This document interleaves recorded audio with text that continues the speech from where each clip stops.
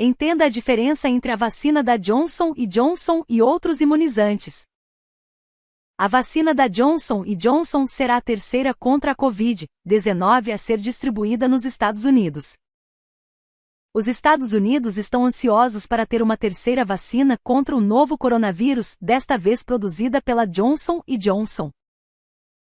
A Administração de Medicamentos e Alimentos dos Estados Unidos, Food and Drug Administration, FDA, autorizou o uso emergencial da vacina, e a Johnson & Johnson deve começar a distribuí-la na próxima semana. Duas vacinas já estão sendo distribuídas nos Estados Unidos, uma feita pela Moderna e outra pela Pfizer e sua parceira alemã BioNTech. O novo imunizante, feito pela Janssen, divisão de vacinas da Johnson & Johnson, é um pouco diferente delas. Entenda como. Possui apenas uma dose.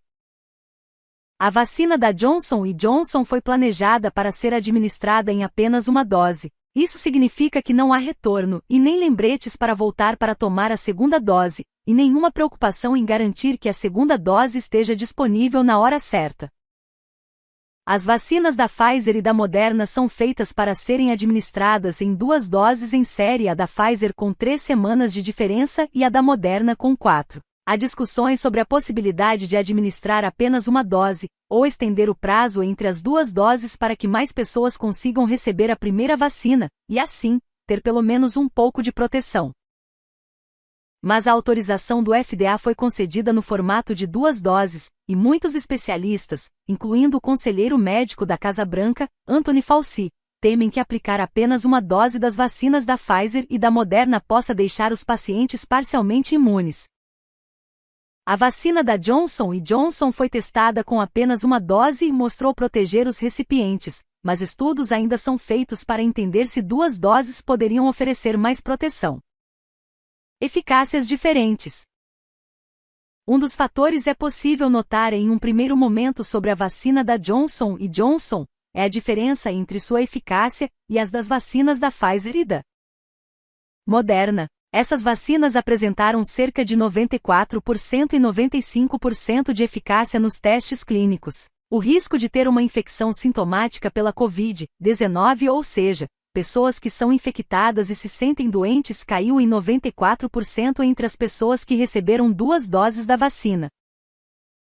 Em contraste, a eficácia global da vacina da Janssen foi calculada em 66% contra casos de sintomas moderados da doença. Mas foi 85% efetiva contra sintomas severos, e nos testes, 100% efetiva na prevenção de mortes, pois nenhum dos imunizados morreu pela Covid-19. A vacina da Johnson & Johnson foi dada para diferentes populações em diferentes momentos. Ela foi testada em 44 mil pessoas nos Estados Unidos, África do Sul e América Latina, e a maior parte dos testes foi feita meses depois das da Pfizer e Moderna, quando a pandemia já estava estabelecida há mais tempo. A vacina da Pfizer foi testada em 43 mil pessoas nos Estados Unidos, Alemanha, Turquia, África do Sul, Brasil e Argentina. A Moderna testou 30 mil pessoas, todas nos Estados Unidos. A vacina da Johnson & Johnson foi testada após novas variantes preocupantes do coronavírus começarem a circular, incluindo a primeira, identificada na África do Sul, chamada B.1.351, que aparenta diminuir a capacidade do corpo em reconhecer o vírus mesmo após a vacinação. A eficácia da vacina da J&J na África do Sul foi de apenas 57%, onde a B.1.351 é a variante dominante, comparada a 72% nos Estados Unidos, onde é muito menos comum. Especialistas em vacinação concordam que todas as vacinas dão ótima proteção na medida mais importante, que é evitar que infectados fiquem gravemente doentes.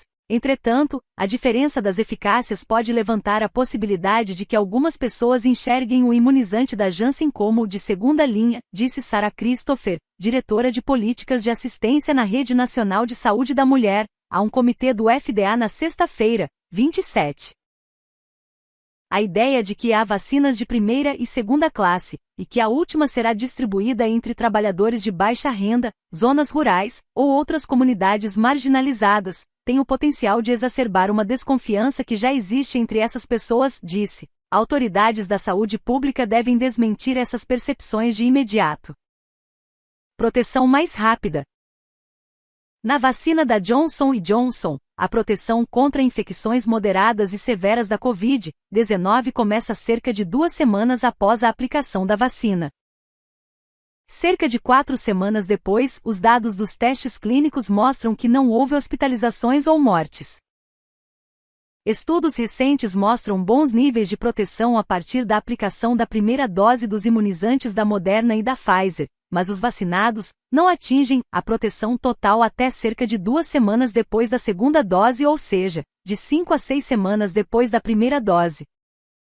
Usa uma tecnologia diferente. As vacinas da Pfizer e da Moderna usam uma nova tecnologia, chamada de RNA mensageiro ou mRNA. Elas levam material genético do vírus diretamente para as células via partículas de gordura. Esse código genético é decifrado pelas células nos músculos dos braços, que então seguem as instruções genéticas para fazer pequenas partículas que se assemelham a partículas do novo coronavírus. Essas pequenas proteínas estimulam uma resposta imune, gerando anticorpos e células de imunidade que se lembram como as partículas são e estarão prontas para responder rapidamente no caso de um ataque verdadeiro. A vacina da Janssen usa a tecnologia de vetores virais. Um vírus comum que geralmente se espalha no inverno causando resfriado, o adenovírus 26, é modificado artificialmente para que possa infectar células, mas não se replicar. Ele não consegue se espalhar no organismo e não causará um resfriado nos pacientes. De forma diferente, ela também envia instruções genéticas para as células. Ao invés de protegidas por bolhas lipídicas, as instruções genéticas são injetadas pelo vírus enfraquecido do resfriado nas células dos braços, que produzem pequenas partículas que se assemelham à proteína spike do coronavírus, parte que o vírus usa para se conectar às células. A manipulação é mais simples.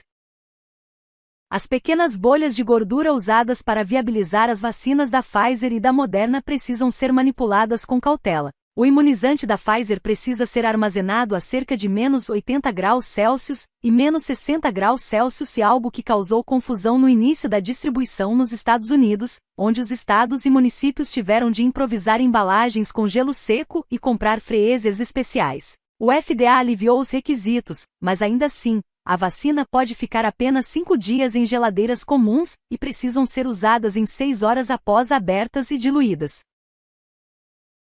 A vacina da Pfizer precisa ser diluída antes de ser usada, e não pode ser chacoalhada, e deve ser mexida inversamente exatamente 10 vezes para ser misturada adequadamente. A vacina da Moderna é um pouco menos exigente, mas ainda precisa ser congelada e manuseada com cuidado. Ela pode ser mantida em cerca de -20°C, a temperatura de um freezer comum.